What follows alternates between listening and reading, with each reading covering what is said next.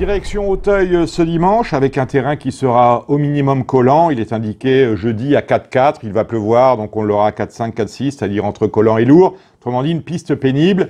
Et un quintet, ma foi, assez intéressant, c'est le prix du Général de Rougemont, une épreuve réservée à des chevaux de 4 ans. Alors nous avons une épreuve de référence dans cette épreuve, c'est celle qu'a couru Valcroix. Je ne vous donne pas les numéros, vous vérifierez par vous-même.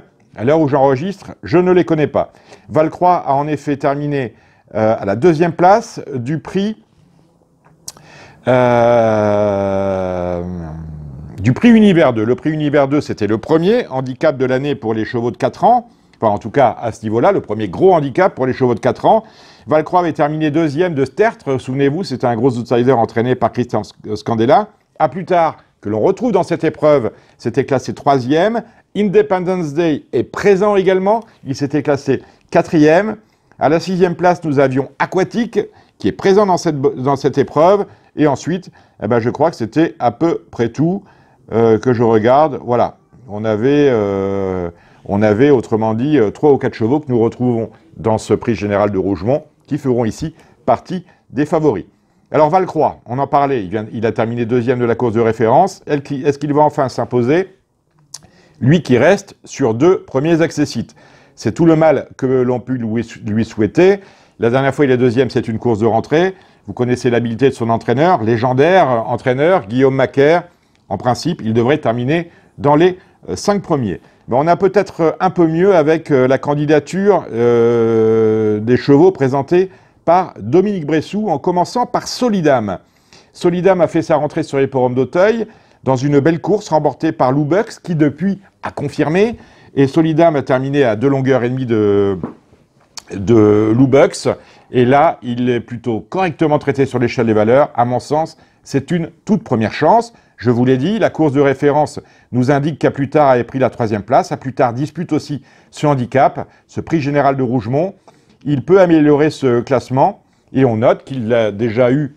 il sait comment gagner puisqu'il s'était imposé pour ses débuts sur les haies. C'était à Saint-Brieuc en octobre dernier, donc un bon cheval, un fils de Cap-Garde à prendre en considération.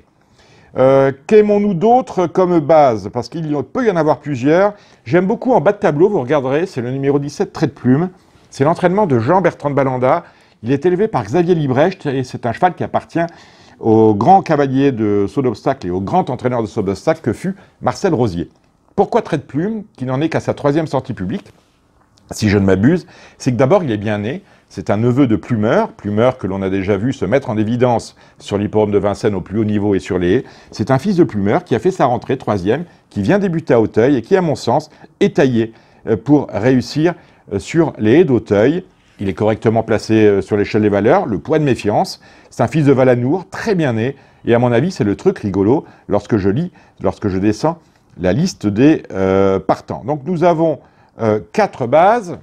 Valcroix, Macaire, les 2 Bressou que sont Solidam et à plus tard. Et en bas de tableau, pourquoi pas, s'il peut rentrer dans le quintet, ce Trait de Plume pour l'entraînement de Jean-Bertrand de Balanda.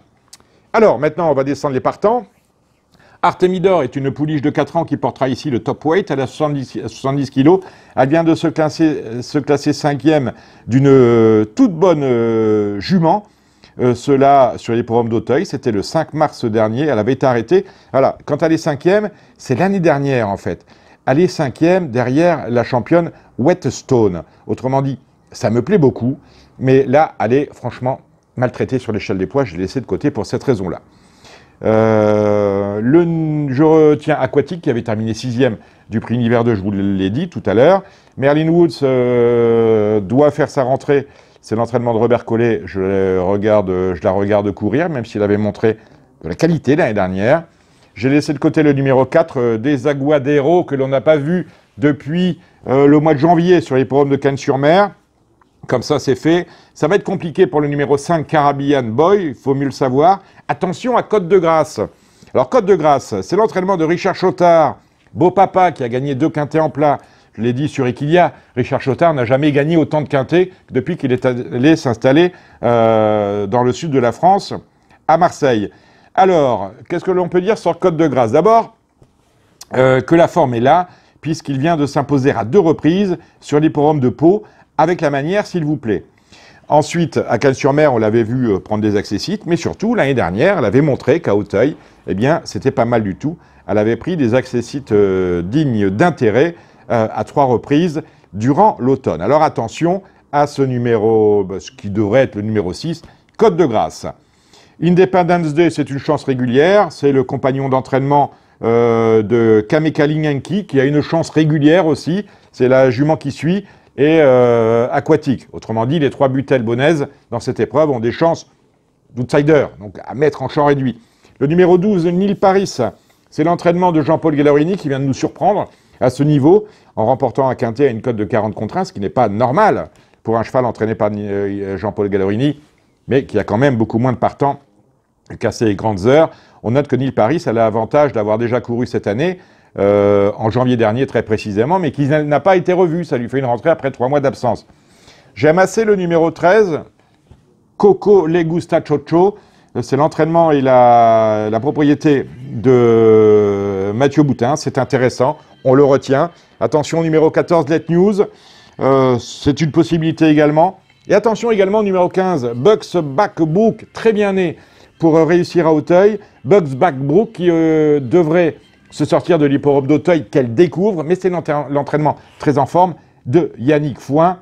Et enfin, quand on termine les partants, voilà, je n'ai pas retenu le numéro 16, Batou Rassar, qui devrait faire écourir avec ce qui serait le 13, Goko Le Gustacho.